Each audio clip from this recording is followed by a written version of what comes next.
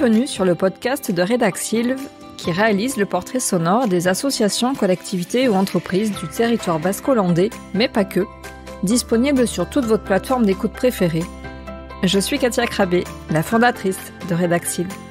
Avant d'entendre l'invité du jour, pour l'aider à gagner en visibilité, pensez à mettre 5 étoiles sur Spotify ou Apple Podcasts et à nous laisser un commentaire. L'émission du jour est consacrée à Sophie Bruno. Bonjour et bienvenue à toi Sophie. Bonjour Katia. Comment vas-tu ? Ça va, merci. Et puis merci de me donner la parole par l'intermédiaire de ce portrait sonore. Si tu avais 3 minutes pour te présenter, qu'est-ce que tu dirais ? Je suis Sophie Bruno, je suis réflexologue, essentiellement pour l'instant plantaire et palmaire. Je suis en fait installée sur le secteur de Souston dans le sud des Landes. Je suis en fait landaise depuis toujours. Enfin, j'ai grandi et je suis née dans un petit village de l'intérieur des terres et je suis maintenant installée sur les alentours de Souston. Alors, qui es-tu ? Est-ce que tu peux nous raconter peut-être ton histoire, ton parcours ? Qu'est-ce que tu fais aujourd'hui ? Dis-nous tout. Comme je vous le disais, je suis réflexologue et donc avant de devenir réflexologue, j'ai eu une première vie professionnelle puisque j'ai occupé pendant 20 ans le métier de conseillère en économie sociale et familiale. Donc c'est un travailleur social, plutôt le travailleur social du quotidien qui accompagne les familles, les personnes dans les problématiques du quotidien, pur et dur. Donc j'avais choisi ce métier après le lycée, en définitive, parce que c'est un métier vraiment qui est ancré dans le quotidien et c'est ce qui m'anime en fait, qui me tient à cœur, c'est de pouvoir accompagner les gens à gagner plus d'autonomie pour vivre mieux au quotidien, mieux comme ils l'entendent eux évidemment. Et c'est vraiment pour ça que j'avais choisi le métier de conseillère ESF et pas notre métier de travailleur social, parce qu'on touche vraiment au quotidien, au budget, à l'alimentation, à l'éducation, à l'environnement, à plein de domaines. Donc j'ai été diplômée de CESF, on appelle ça comme ça dans notre jargon, en 2002.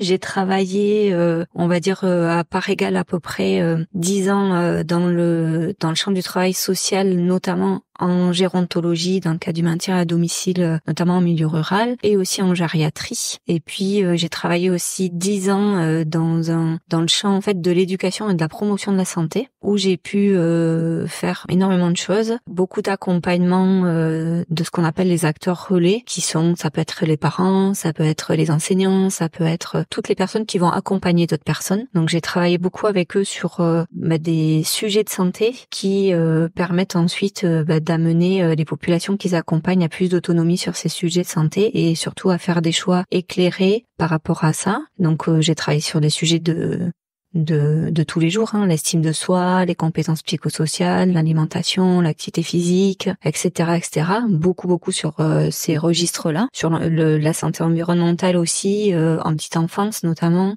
à l'école, sur l'image du corps avec les adolescents et les adultes. J'ai travaillé dans beaucoup de milieux de vie pendant ces 10 années-là, à la crèche, avec les assistantes maternelles. J'ai travaillé à l'école évidemment, au collège, au lycée, mais j'ai aussi travaillé avec la PJJ par exemple. J'ai travaillé en milieu du travail aussi sur comment travailler et prendre en compte les habitudes de vie des équipes et des salariés dans le milieu du travail. C'est quelques exemples, mais j'ai continué en fait pendant ces 10 années-là à vraiment m'intéresser au concret de tous les jours des gens et comment les outiller, et comment travailler avec eux, comment ils peuvent s'approprier en fait tous les messages de santé qu'on entend à partir de qui ils sont, de leur histoire et comment ils peuvent les mettre en place ou pas, parce que ça c'est leur choix, et comment on peut les accompagner à se sentir mieux au quotidien. Et à quel moment est-ce que tu as fait évoluer ta pratique vers la réflexologie ? En fait, évidemment il y a eu un moment, mais mon souhait c'était vraiment de continuer à accompagner les gens. J'avais fait un bilan de compétences en 2013 parce que j'avais aussi envie de changer, j'avais de voir autre chose, etc. Mais ce bilan de compétences, il a vraiment confirmé que j'étais faite pour la relation d'aide. Donc ça a été un peu compliqué de partir sur de la comptabilité ou autre chose. C'est vraiment pas ressorti. Donc je me suis dit, mais en fait, il faut que tu t'y fasses. T'es né comme ça, t'as grandi comme ça, donc ça fera partie de toi, cette empreinte de vouloir accompagner les gens qui le souhaitent évidemment. Et bien justement en fait la vie a fait que je me suis à un moment donné aussi intéressée au-delà de ce que je sais faire, à qui je suis et à comment je vis, à comment je grandis, à comment je progresse avec mon entourage. Et donc je me suis dit tu pourrais aussi accompagner les gens autrement, parce que aussi ils le choisissent de venir te voir. Quand on est travailleur social, dans le social, les gens souvent ils vous choisissent pas de venir vous voir, ils viennent parce qu'ils sont à un moment de rupture, à un moment de transition, qu'ils ont besoin d'être accompagnés pour pouvoir passer ce cap-là et gagner en autonomie pour pouvoir poursuivre leur chemin. Moi, j'avais envie aussi de pouvoir être là parce que les gens le choisissent, même si c'est quand même une période de transition pour certains, parce que à un moment donné, ils font le choix de s'occuper d'eux aussi et pas que des autres, parce que beaucoup de gens sont aussi les dents de quelqu'un d'autre dans le quotidien et ils pensent pas toujours à eux. Donc j'ai cherché un petit peu ce que je pouvais faire et ce que je pouvais faire aussi en toute autonomie, sans être forcément et dans une structure. Voilà, je voulais vraiment essayer de trouver un métier qui me corresponde et qui corresponde à mes valeurs, à qui j'étais, à comment je percevais l'accompagnement en fait au bout de 20 ans. Et donc ça a été en fait comme un éclair, puisque j'ai eu un peu je dis pas que c'est une révélation, mais quand j'ai commencé à chercher, j'ai trouvé le métier de réflexologue et ça a été une évidence pour moi parce qu'en fait j'ai connu moi la réflexologie en tant que cliente entre guillemets en 2009. Déjà dans le cadre d'un projet de grossesse et ça m'a vraiment aidée à l'époque et voilà, enfin je pense que ça a vraiment participé à la réussite de ce projet-là et je me suis dit en fait oui, c'est une évidence quoi. Enfin je me suis rappelé de la réflexologue qui m'avait accompagnée, tout est un peu revenu à la surface, je l'avais rangé dans un côté de ma tête. Et donc, j'ai commencé à creuser la question, à contacter beaucoup de réflexologues ici sur le territoire, plus largement dans le département, dans la région et même au-delà, dans les grandes villes, etc., pour me renseigner sur le métier, sur les formations, sur les conditions d'installation, sur comment ça fonctionne, etc. Et puis en cherchant une formation, je suis tombée sur une école dont j'avais déjà en fait regardé le site internet il y a quelques années. Donc je me suis dit en fait pour une fois autorise-toi à y aller. Vas-y sans réfléchir, mais c'est quand même réfléchi en définitive. donc j'y suis allée. Avec quand même des appréhensions parce que j'ai candidaté pour une école que j'ai choisie pour plusieurs critères. Ça c'est un petit peu les rencontres que j'ai faites avec les réflexologues qui m'ont aussi orientée vers telle ou telle école. Ça m'a vraiment permis de me lancer et puis je suis arrivée à l'école quand même avec une certaine appréhension comme je disais parce que moi, je travaillais avec mes mains me servaient à accueillir des gens, à les installer dans un bureau, à manipuler des papiers, des ordinateurs, un vidéoprojecteur. J'étais pas dans le toucher, dans la pratique. Donc, j'avais quand même cette appréhension-là de savoir est-ce que je vais y arriver, est-ce que ça va me parler. Donc, je me suis dit, tu commences. Et si ça va pas, tu trouveras autre chose et tu arrêtes. Mais ça a fonctionné tout de suite, en fait. Ça a été vraiment une évidence. Et là, l'école que j'ai faite, c'était tellement riche, tellement intéressant, tellement c'est passionnant, ça m'a éclairé et je me suis dit que c'était ma place en fait. Vraiment. C'est dans la continuité de tout ce que tu as fait ces dernières années. Quand tu parles d'autonomisation des personnes que tu accompagnes, la santé, les problématiques du quotidien, finalement tu retrouves ces piliers-là dans cette activité-là. Complètement. Complètement. Effectivement, je travaille sur les pieds et les mains des gens. Alors ça, c'était nouveau, mais c'est mon outil de travail. Je réfléchis avec les gens, on fait le tour de leurs habitudes de vie parce que on parlera sûrement de ce qu'on peut travailler en réflexologie, mais moi j'essaye souvent aussi avec les gens de réfléchir comment apparaît telle ou telle douleur, dans quel contexte, quand est-ce que c'est majoré, quand est-ce que c'est minoré, etc., pour essayer d'identifier les déclencheurs et les causes pour avoir une action plus précise, soit par la réflexologie, soit par la modification de certaines habitudes de vie, si la personne elle est ok avec ça évidemment. Donc oui, on travaille, il y a le geste, il y a l'analyse de la situation de la personne et de ses habitudes de vie, et il y a la prise en compte de son environnement aussi, parce que c'est pas si simple que ça de changer les habitudes de vie. Il faut prendre en compte tous les facteurs qui vont influencer notre mode de vie et parfois on n'a pas de prise là-dessus. C'est compliqué. Donc ça permet aussi de réduire l'intensité de l'objectif et de lâcher un peu de culpabilité pour les gens quand on discute de ça. Qu'est-ce que c'est la réflexologie? Parce que je crois qu'on connaît assez mal ou on a des idées reçues sur ce que c'est. On peut penser que c'est par exemple juste de la détente, mais pas seulement.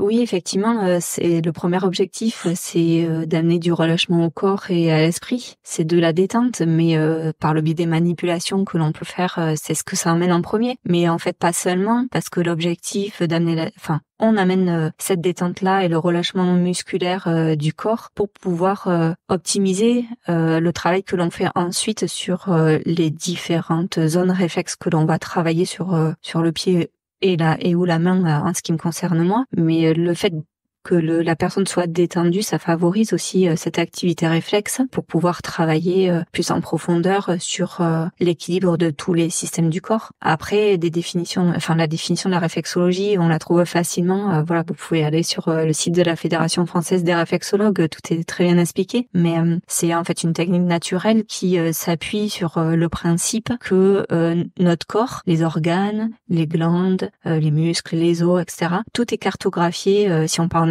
l'exemple du pied, sur notre pied. Donc on retrouve une très très grande partie de notre corps sur notre pied, que ce soit sur la voûte plantaire ou sur la face dorsale ou sur les faces latérales et médiales du pied ou du début de la cheville. On va retrouver les zones de notre corps, et en fonction de ce qui va, du motif pour lequel les personnes viennent nous voir, on va aller voir telle ou telle zone en fonction du fonctionnement du corps humain. En fait, c'est ce qu'on apprend à l'école. Hein. On apprend comment est fait le corps, de l'anatomie, et comment il fonctionne, de la physiologie. Donc, on sait que par rapport à tel trouble, on va aller vérifier telle glande, tel organe, etc., telle zone aussi du corps, parce que parfois c'est un blocage local. Donc, on va surtout essayer d'amener un certain équilibre. C'est vraiment ça la définition, pour permettre au corps de s'autoréguler.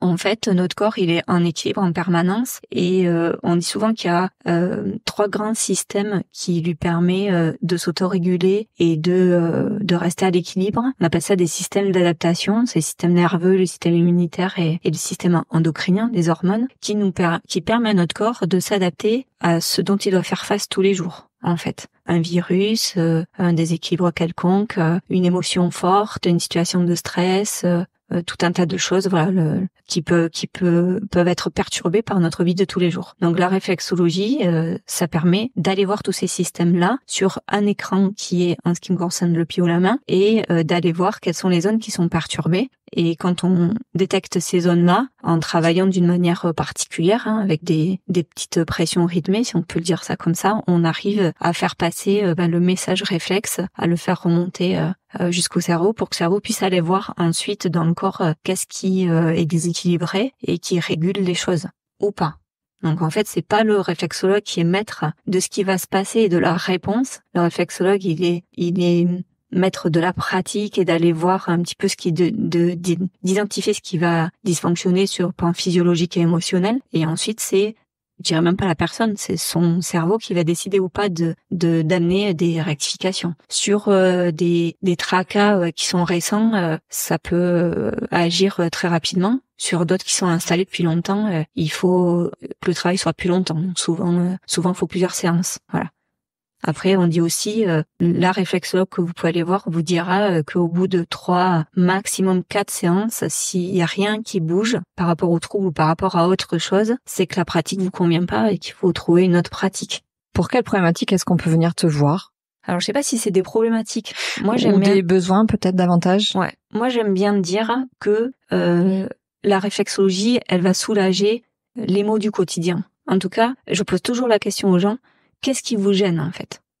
Je leur demande pas, c'est quelle est votre problématique, quelle est votre maladie, etc. Qu'est-ce qui vous gêne? Alors peut-être qu'il y a une pathologie chronique, peut-être qu'il y a une maladie saisonnière, etc. Mais vraiment, c'est qu'est-ce qui vous gêne le plus? Ça m'aide à prioriser, parce que souvent les gens, ils ont plusieurs maux. Donc sur chaque séance, on peut pas travailler tout à la fois. Hein. On voit les gens plusieurs fois. Donc moi, c'est vraiment ce qui va les gêner au quotidien. Et souvent d'ailleurs, parce que moi j'ai les gens au téléphone avant, donc je leur pose ces questions-là au téléphone pour avoir une idée. Et quand le jour du rendez-vous, quand j'arrive, c'est plus du tout le même besoin en fait, parce qu'ils vont m'appeler, je sais pas, non, je vais dire n'importe quoi. Ils vont m'appeler parce que ils ont des troubles du sommeil et qu'ils se réveillent toutes les nuits à 1h du matin, qu'ils se rendorment pas. Mais en définitive, quand on fait le bilan réflexologique avant la première séance, on se rend compte que ce qui les gêne le plus, c'est pas tant de pas pouvoir se rendormir, mais c'est autre chose. C'est peut-être une lourdeur digestive, etc. Ça peut être vraiment différent, parce qu'on arrive à prioriser avec les gens ce qui les gêne dans leur quotidien. Après, en ce moment, le top 1 des demandes, c'est des douleurs sciatiques. Alors je sais pas si c'est parce que les gens vont plus dans leur jardin et commencent à faire beau et ils se coincent le dos, etc. Ou parce qu'ils en ont justement plein le dos aussi de la pluie depuis des semaines ou de leur rythme de vie. Mais là en ce moment il y a beaucoup de demandes pour ça. Je peux être contactée pour des troubles digestifs, je peux être contactée pour des douleurs prémenstruelles. J'ai été contactée aussi là pour des situations très anxieuses dans le cadre des examens de fin d'année, pour travailler avec des jeunes qui sont en train de passer, qui sont en train de passer des examens et qui sont très angoissés à cet égard-là, qui ont besoin de relâcher. Voilà, j'ai longuement travaillé aussi sur les troubles de la préménopause, spécialement sur les cycles anarchiques, les règles hémorragiques, sur l'irritabilité liée à la fluctuation hormonale, etc. avec plusieurs dames. Pour le coup, les bouffées de chaleur, etc. Je travaille sur tous les troubles en fait de tous les systèmes du corps, que ça soit ostéo-musculaire, articulaire, ça peut être la rétention d'eau et le système lymphatique, voilà, sur le système génital, on en parlait avec la préménopause ou les troubles prémenstruels, ça peut être sur des troubles urinaires, voilà, ça peut être sur tout ce qui concerne le corps humain et dans sa physiologie et dans sa partie aussi psycho-émotionnelle, puisqu'on intervient aussi sur les structures du crâne et du cerveau en réflexologie. Après, ce qui est aussi, je pense, intéressant à savoir, est-ce que les gens ne savent pas toujours, parce que souvent on nous appelle parce qu'on a un trouble, on a quelque chose qui nous gêne, c'est que la réflexologie, elle est aussi efficace, si je peux dire ça comme ça. En tout cas, c'est très important de savoir qu'on peut intervenir avant, en amont. Je parlais tout à l'heure des systèmes d'adaptation et de la capacité de notre corps à s'adapter à ce qu'il reçoit en permanence. Donc effectivement, il faut que tous ces systèmes-là ils soient à l'équilibre. On sait, voilà, on nous dit souvent de manger équilibré, de faire l'activité physique, etc. La réflexologie, c'est un petit peu pareil en fait. C'est s'écouter, prendre soin de soi et venir aller voir une réflexologue pour pouvoir de temps en temps dans l'année, peut-être au changement de saison, peut-être sur des périodes où on sait qu'on va être plus sollicité, venir voir la réflexologue pour voir si tout est ok, avant justement que la gêne apparaisse, que le trouble apparaisse. Est-ce que on peut considérer que ça fait partie de la prévention? Moi, je dirais que oui. On peut s'inscrire, en tout cas, dans un parcours de prévention. Après, effectivement, la réflexologie, ça agit avant que la pathologie n'apparaisse. On soigne pas. Ça, c'est important de le savoir. On soulage, on réduit la douleur, on réduit la fréquence des crises, etc. Mais on n'est pas des docteurs. On travaille avec des docteurs. Ça serait même bien si on travaille davantage avec le milieu médical. En tout cas, moi, c'est ce que j'essaye de faire, de travailler avec des soignants en complémentarité. Mais effectivement, on demande surtout pas aux gens d'arrêter leur traitement et leur suivi médical. Ça m'est arrivé cette année à 2 reprises de pas faire de séance avec des personnes qui sont venues me voir et de les rediriger vers leur médecin traitant parce que j'avais un doute, parce que voilà, c'était des personnes fragiles et que il y a des choses qu'elles disent pas au médecin tout le temps parce qu'elles viennent pour quelque chose et pas pour autre chose et que ça se passe très très vite la consultation et que si elles ont pas noté sur le papier, elles s'en souviennent plus. Donc je les ai renvoyées spécifiquement pour montrer quelque chose, voilà, avant de travailler sur elles parce qu'on prend des précautions aussi. On va pas faire n'importe quoi. Alors justement, est-ce qu'il y a des contre-indications? Oui. Des raisons pour lesquelles il ne faudrait pas venir te consulter, enfin te rencontrer? Oui, on consulte pas, on n'est pas des soignants. On vient oui, parce que quand tu as dit on ne soigne pas, c'était dans le sens de on ne guérit pas. Voilà. Vous n'avez pas du moins cette prétention-là et vous ne pouvez pas avancer l'idée que vous pouvez soigner. Ah non, mais pas du tout. Prendre soin, oui. Prendre soin, soulager. Voilà. Soulager, c'est le mot en fait. Quand il y a quelque chose, c'est vraiment le mot et c'est la réalité. On réduit, je parlais des règles hémorragiques. On réduit, ça fonctionne. Quand on a compris comment ça fonctionnait pour la dame, on arrive à réduire le flux menstruel assez efficacement. Les mal de tête aussi. Quand on a réussi à identifier la cause ou en tout cas le mécanisme et quand ça apparaît, etc. Moi, je dis souvent à mes clients de prendre un petit carnet et de noter en fait tout ce qui s'est passé avant que le mal de tête réapparaisse, etc. pour qu'on essaye d'identifier les choses. Et donc oui, on soigne pas, on soulage, on accompagne. Et pour revenir aux contre-indications, est-ce qu'il y en a? Il y a des contre-indications, il y a des précautions à prendre. La contre-indication essentielle, c'est les antécédents de phlébite ou le risque de phlébite. Donc là, on travaillera pas en réflexologie plantaire. On pourra utiliser les autres formes de réflexologie. Ensuite, par précaution, on n'intervient pas chez la femme enceinte au cours du premier trimestre, de grossesse, et on n'intervient pas non plus dans les états de crise. Quelqu'un qui aurait une forte fièvre, qui aurait une grosse décompensation de sa maladie auto-immune, etc. Là, c'est pas notre rôle. Hein. Là, c'est le corps médical qui intervient, et nous, on interviendra après, une fois que la crise sera passée, pour justement essayer d'éloigner les crises et d'intervenir en complémentarité de tout ce qui sera mis en place par le suivi médical et paramédical auprès de ces personnes-là. Et ensuite, on prend quand même des précautions avec certaines personnes, notamment les enfants, les personnes âgées, et puis des personnes qui ont des maladies chroniques ou des pathologies graves, des cancers, etc. Donc après, on fait attention à ce qu'on fait et à quand on le fait, surtout chez les personnes qui sont avec des traitements lourds. Et généralement, on adapte notre pratique et les séances sont plus courtes.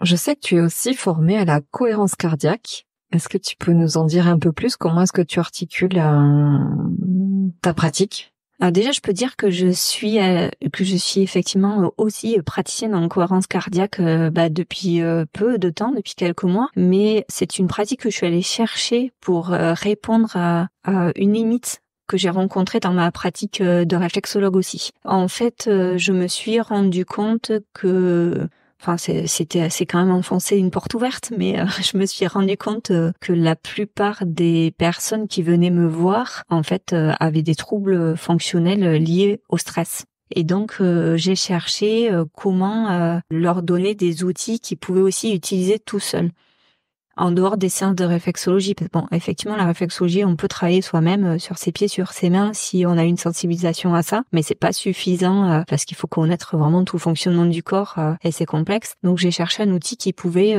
amener les gens à travailler par eux-mêmes entre les séances de réflexologie ou après la réflexologie. Et donc, j'ai trouvé cette pratique-là, la cohérence cardiaque, qui est une pratique quand même très simple à mettre en place, très efficace et qui s'appuie sur quelque chose qu'on fait tous les jours à chaque seconde de notre vie, qui est respirer, en fait. Et qu'on a avec soi tout le temps, partout. Qu'on a avec soi tout le temps, partout, qu'on peut faire n'importe où. Alors effectivement, il faut quand même qu'il y ait un cadre, un environnement calme, etc., parce que ça demande, en fait, de se concentrer sur sa respiration. Et c'est vraiment, c'est une pratique qui a été amenée en France par le docteur David Servan-Schreiber, qui a été formé aux États-Unis par l'Institut HeartMath, et qui a implanté cette pratique-là à l'hôpital. Il était psychiatre, ce médecin-là, auprès de ses patients, puisqu'effectivement, ça a des effets largement reconnus sur la réduction du stress, sur tous les troubles métaboliques, sur l'hypertension artérielle.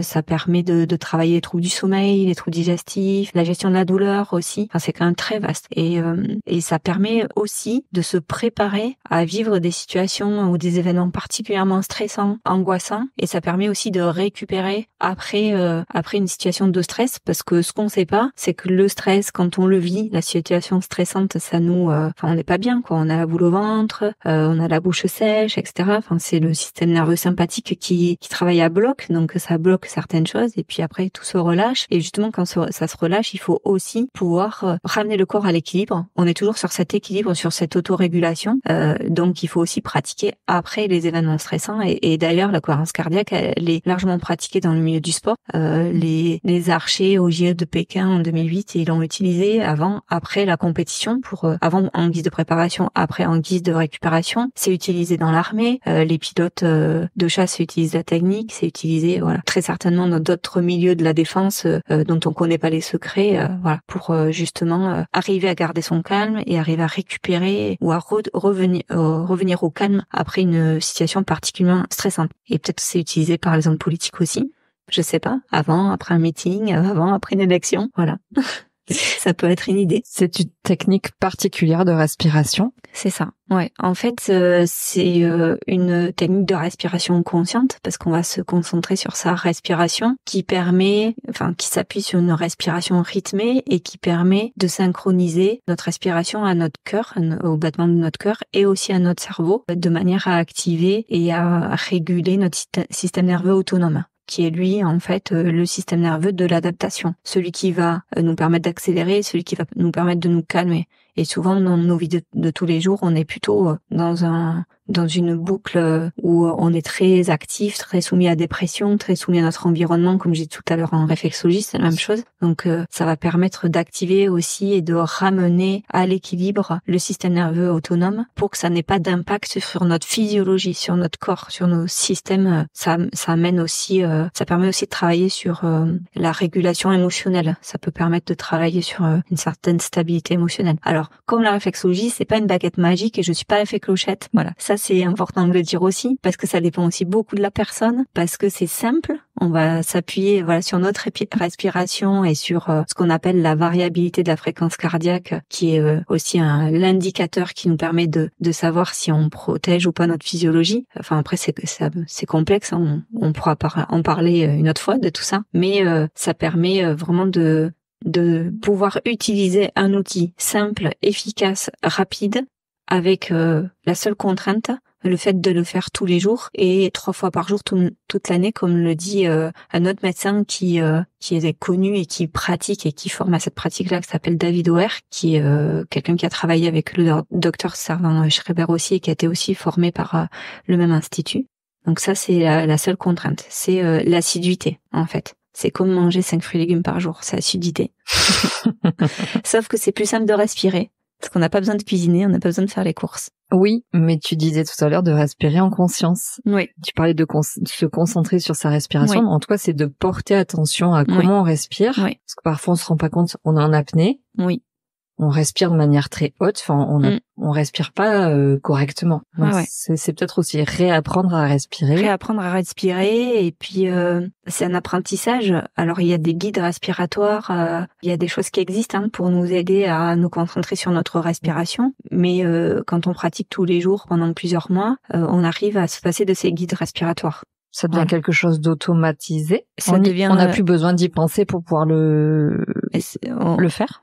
Par exemple, je pense que ça peut, mais c'est mieux quand même d'y penser, surtout si on veut travailler sur de l'émotionnel, parce que on peut arriver à se décentrer de la douleur, à gérer une émotion négative forte ou quelque chose de stressant en travaillant, en pratiquant la cohérence cardiaque. On parle de cohérence cardiaque physiologique, mais on parle aussi de cohérence cardiaque émotionnelle. Le praticien qui m'a formé, qui est Monsieur Lacroix, qui est aussi un praticien cohérence cardiaque sophrologue et qui a été aussi formé par le même institut que les 2 médecins dont je parlais tout à l'heure. Il pratique beaucoup aussi la cohérence cardiaque émotionnelle pour la gestion de la douleur, les insomnies, avec des techniques de visualisation et de respiration. Donc il y a un apprentissage, une initiation, un apprentissage, et ensuite la personne peut le faire en toute autonomie 3 fois par jour. Tu nous en as fait part déjà un petit peu à travers de tout ce que tu nous as raconté toi jusqu'à présent, mais si tu devais définir tes valeurs, qu'est-ce que tu dirais? Quelles sont les valeurs qui t'animent aujourd'hui? Ou qui t'ont toujours animé? En fait, oui, c'est ça. Je pense que c'est ce qui m'a toujours animé.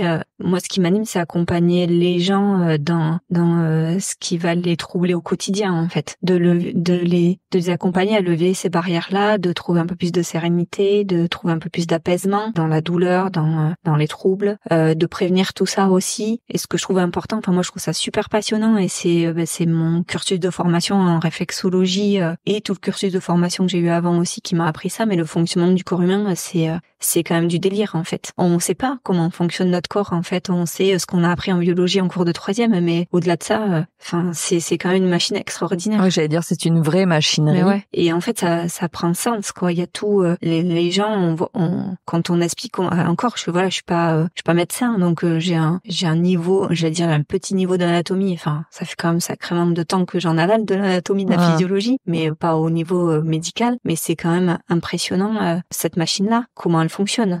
Et quand les gens y comprennent quelques petites clés, ça déverrouille des choses, quoi.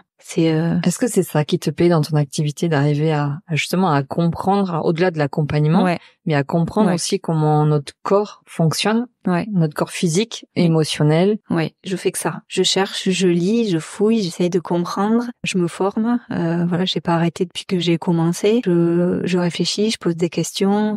J'essaye de faire du lien. C'est pas pour ça que la séance va durer 3 heures, mais j'essaye de comprendre les choses pour avoir certaines clés. Ça permet d'essayer de remonter à la source ou d'accompagner la personne pour qu'elle remonte à la source, parce qu'on fait pas tout. C'est la personne qui fait la grande partie du chemin. en fait. Nous, peut-être qu'on l'accueille à un moment donné où elle va pas bien, où elle pense ne plus avoir de ressources, etc. Mais notre métier, c'est lui montrer que son corps, il a des ressources. Souvent, moi, je pose la question aux gens, alors pas à tout le monde, hein, mais ça m'arrive de leur demander, mais qu'est-ce que votre corps vous a permis de faire aujourd'hui, en fait, pour qu'ils voient que malgré tout, même s'ils ont une douleur à la hanche, même s'ils ont une douleur à l'épaule, même si ils ont mal au ventre, leur corps leur permet de faire plein de choses, en fait. Donc ça permet aussi de moins se focaliser sur ce qui ne va pas, aussi, lui donner peut-être un peu moins d'importance, puis de se réconcilier avec son corps, parce que même si d'un côté il nous fait souffrir, de l'autre il nous permet quand même de faire des choses. Donc ça m'arrive de poser cette question-là aussi. Qu'est-ce qui est le plus important pour toi? Ce qui est le plus important pour moi, c'est que les gens, j'ai envie de dire, de les accompagner à écouter leur corps, en fait. Ça c'est important pour moi, voilà. Et ce qui est important, c'est de leur faire prendre conscience qu'ils peuvent agir en amont, de pas attendre aussi que le trouble arrive ou s'installe, mais d'agir en amont. C'est sûr, hein, quand tout va bien, on se pose pas la question, en fait. Hein, on est dans notre quotidien, etc. Il y a des soucis par ailleurs, mais c'est leur faire comprendre ces mécanismes-là. Tout à l'heure, on parlait de prévention. Peut-être est-ce qu'on peut parler aussi de maintien de sa santé. Effectivement, quand tout va bien, on se pose pas trop de questions, mais finalement, c'est comment maintenir cette santé le plus que l'on peut. Donc, faire de la prévention avec des séances de réflexo, de cohérence cardiaque peut-être. Si on a une tendance au stress, par exemple. Oui. Et de plein d'autres choses. Oui, puisque tu as un panel de connaissances et de formations et de compétences qui permet peut-être d'avoir une approche globale. Oui, moi et puis les gens avec qui je travaille, les autres partenaires aussi. Je travaille pas toute seule. J'étais salariée 20 ans, donc j'ai travaillé en équipe. Là, j'ai passé le cap de l'entrepreneuriat, mais effectivement, ce travail en équipe, ces recherches, moi, je travaille avec les autres réflexologues adhérentes à la Fédération française de réflexologie, au niveau national, mais aussi au niveau départemental. Je travaille avec d'autres réflexologues qui sont dans mes cursus de formation, qui sont toutes des réflexologues aussi adhérentes à la fédération ou au syndicat professionnel des réflexologues. C'est une équipe. Et je travaille aussi avec des professionnels de santé locaux sur mon territoire dans le suivi de certains clients. Ça, c'est important. Parce qu'on fait pas tout. La réflexologie, c'est une discipline, c'est une pratique, c'est un métier, mais elle travaille en complémentarité avec tous les autres. Et ça, c'est hyper important. Encore une fois, c'est l'image de la baguette magique, en fait. Hein. Donc voilà. Donc ça, c'est important. De quoi est-ce que tu es la plus fière? C'est difficile. En fait, je pense que là, aujourd'hui, je peux dire que je suis fière de moi, en fait. C'est la première fois que je vais dire ça. C'est drôle, hein. Ça fait mal. Ça me fait des frissons partout. Mais oui, parce que voilà, c'était quand même un challenge de passer du salariat à l'entrepreneuriat d'abord, de passer d'un métier et d'une discipline que je connais par cœur au bout d'un temps à une que je connais moins, de se dire quand je suis arrivée dans ma formation, dans ma première certification de réflexologue, j'étais qu'avec des personnes qui étaient soignants, donc qui travaillaient à l'hôpital, des infirmières à domicile, des psychomotriciennes, etc. Donc c'est un peu compliqué. Je me suis dit oulala, est-ce que je vais avoir le niveau, quoi? Anatomie, physiologie, c'est toujours pareil. Puis la manipulation, le prendre soin. Voilà, c'est des gens qui ont l'habitude d'être avec ce contact physique avec les gens. Donc ça, je peux dire que je suis fière de moi parce que j'ai pas démérité. J'étais avec mes collègues, on a travaillé ensemble, elles m'ont soutenue et puis j'ai pu avoir cette première certification et continuer et être là aujourd'hui, quoi. Écoute, je suis heureuse de te l'entendre dire et je crois qu'effectivement t'as pas démérité. Bravo à toi. Merci. Après, c'est toujours compliqué de parler de soi, hein. C'est pas évident, hein. Moi, j'aime les gens, j'aime les accompagner. C'est pas important qui je suis ou d'où je viens pour moi, mais pour eux, ça l'est sûrement. C'est Simon Sinek qui dit souvent, les gens ne vont pas acheter votre produit, votre service, ils vont acheter qui vous êtes, pourquoi vous le faites. Donc oui, ça peut avoir son importance de comprendre aussi d'où tu viens, ce que tu as fait avant, qui tu es, au-delà du fait que tu sois réflexologue, mais qui es-tu? Et on entend aussi dans ta voix, dans ce que tu nous racontes, qui tu es. Ta détermination, ta volonté, ton plaisir à accompagner les autres. Merci pour ça. J'imagine que tu as été confrontée à des défis, des challenges. Comment est-ce que tu y as fait face? Comment est-ce que tu les as affrontés? Je viens d'en parler du premier défi. C'est ça, oui. C'est de passer le cap. Et puis de rentrer dans cette formation en réflexologie. Il y a pas de secret, quoi. J'ai bossé. Donc j'ai passé 1 an sans voir la lumière du jour, mais après c'était tellement passionnant et ça faisait tellement sens et le puzzle se formait devant mes yeux. Donc en fait, quand on met du sens à ce qu'on fait, ça devient simple en fait. Même si on se met la pression, mais ça devient simple. Il y a une citation que je n'ai pas très bien en tête, mais en gros, c'est faites ce que vous aimez et vous n'aurez plus jamais l'impression de travailler. Oui, mais c'est clair. Moi, je fais que ça, en fait, travailler, mais j'ai pas l'impression de travailler, en effet. Et ça, c'est génial, en fait. Et ça, c'est une chance. C'est vraiment une énorme chance, en fait. Quel est ton plus beau souvenir? Je crois qu'avec du recul, et je saurais même pas l'expliquer, le plus beau souvenir, c'est la révélation, en fait. Quand je me suis dit, vas-y, fonce, quoi. T'as plus besoin de te sentir en sécurité, d'avoir un CDI, un salaire qui revient, etc. Parce que c'est ça l'important. C'était des choses qui me faisaient paniquer et c'est sûrement pour ça que je suis pas venue plutôt à la réflexologie ou à autre chose. Mais bon, c'est ce déclic qui s'est passé tout d'un seul coup et je saurais pas l'expliquer. Où je me suis dit, c'est l'évidence. Et les recherches que j'ai fait après l'ont confirmé. C'est un terme que tu as utilisé plusieurs fois, l'évidence. Ouais. Pourtant, je suis cartésienne, hein, mais alors voilà. Là, je sais pas l'expliquer. Et je l'ai accueilli et ça fait du bien. Et puis après, je pense que comme tous les réflexologues, le meilleur souvenir ou le premier souvenir, ce qu'on retient, c'est sa première cliente en fait, sa première vraie cliente. Celle qui prend le téléphone pour t'appeler pour te dire j'aimerais un rendez-vous avec vous. C'est ça. Voilà, la première que tu rencontres. T'es hyper stressée, mais en fait, tout se passe super bien. Et moi, je m'en souviendrai de cette dame, toujours. Si tu devais te décrire en 3 mots, lesquels est-ce que tu choisirais? C'est pas facile non plus. Je dirais que je suis investie dans ce que je fais. Enfin, ça m'habite, hein. Donc voilà. Je dirais que je suis à l'écoute. Moi, j'aime les gens, j'aime les écouter, j'aime les entendre surtout. Il y a quelque temps, j'aurais dit je suis rigoureuse, mais je suis patiente en fait. Voilà, j'aime bien prendre le temps d'écouter, de comprendre, ce qui amène une certaine rigueur après dans ce qu'on propose aussi, quoi. Et une certaine attention parce qu'on arrive aussi à se poser des limites, comme j'ai dit tout à l'heure, et à orienter les gens vers d'autres pour qu'il y ait une action complémentaire. Comment est-ce qu'on peut te contacter? On te trouve où? J'ai dit tout à l'heure que j'étais sur le sud des Landes, donc moi j'ai une spécificité parce que je suis réflexologue donc plantaire et palmaire sur les pieds et sur les mains des gens. J'interviens sur le secteur de Soustans et les communes environnantes. Et puis ma spécificité, c'est que j'ai pas de cabinet physique, j'ai pas de lieu. J'ai un cabinet itinérant qui se déplace pour l'instant au domicile des personnes. Voilà, donc j'interviens principalement sur la commune de Soustans et toutes les communes qui entourent Soustans, Vieux-Boucau, Messanges, Moulietz, Azur, Magesque, Saint-Jean-de-Marennes, Tos, etc. Alors ça, c'est le secteur sur lequel tu interviens, mais si on veut prendre rendez-vous avec toi, on fait comment? Il faut m'appeler. Ils vont m'appeler parce que vous avez compris que j'aime bien parler aux gens, en fait. Donc, pour l'instant, vous pouvez m'appeler. Vous pouvez trouver mon numéro de téléphone sur ma page Google en tapant mon nom, prénom et le métier de réflexologue sur un moteur de recherche, ou bien en allant sur mon site internet qui est en cours de construction, mais je pense que le numéro de téléphone est visible et bientôt la formulaire de contact. Et puis, j'ai aussi une adresse mail qu'on mettra dans la description. Pour l'instant, c'est comme ça qu'on me contacte ou par le biais de l'annuaire des réflexologues aussi qui est sur le site de la Fédération française des réflexologues. Tu disais que tu avais une activité itinérante, un cabinet mobile. Tu te déplaces à domicile chez les particuliers, uniquement chez les particuliers, ou tu peux intervenir sur d'autres types de structures auprès d'autres publics, par exemple? Non, je peux intervenir ailleurs. Je peux intervenir.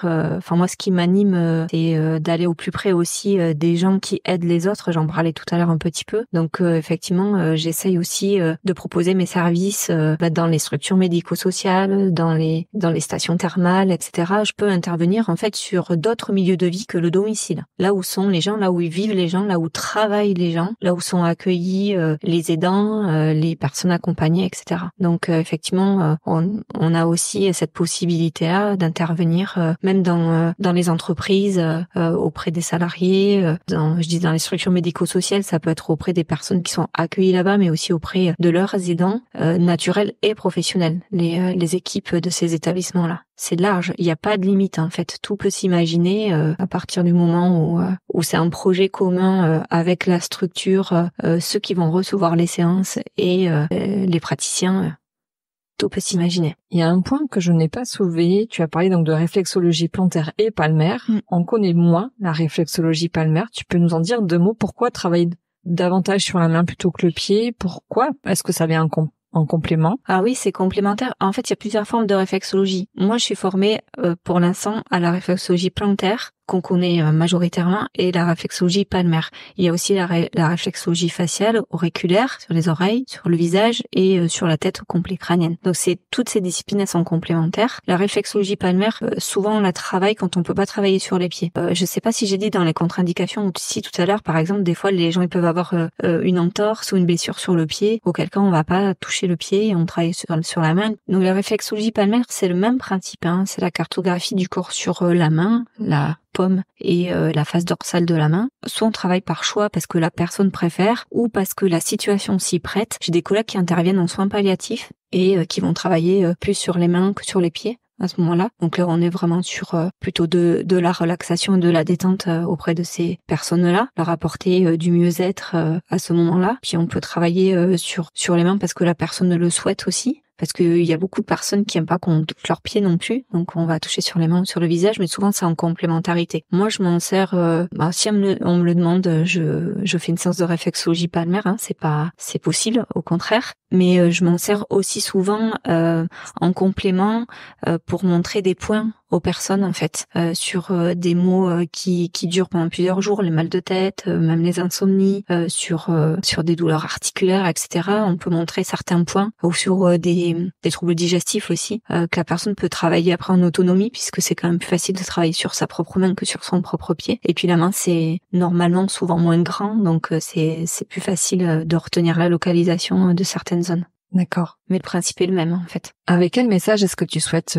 conclure ? Je dirais, un peu le fil conducteur, hein, je dirais aux gens qui nous écoutent, aux auditeurs, de penser à prendre soin d'eux et qu'ils sachent qu'il y a plusieurs disciplines qui existent pour ça, dont la réflexologie, dont la cohérence cardiaque, dont aussi un travail sur leurs habitudes de vie, sur l'environnement dans lequel ils sont, de pas attendre d'avoir mal pour aller rencontrer une réflexologue par exemple, ça c'est important, et de leur redire l'importance d'écouter leur corps.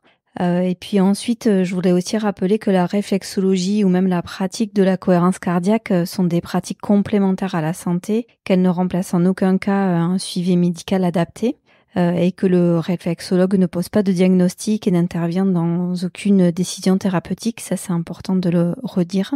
Et puis, vraiment pour terminer maintenant, je voulais remercier aussi les gens qui me font confiance depuis le début et tous ceux qui m'ont soutenu dans mon parcours. Et puis surtout, te remercier toi, Katia, de me permettre aujourd'hui de parler de mon métier de réflexologue. Eh bien, merci à toi, Sophie. Avec plaisir. De rien. Vous avez aimé ce portrait sonore ? Likez, partagez et commentez, on vous répondra. Si vous voulez vous aussi vous raconter à mon micro et faire découvrir votre association, collectivité ou entreprise, contactez-moi. Toutes les coordonnées sont dans la description de cet épisode. Merci d'avoir pris la parole sur le podcast de Rédac Sylve. Je vous retrouve bientôt pour de nouveaux portraits sonores.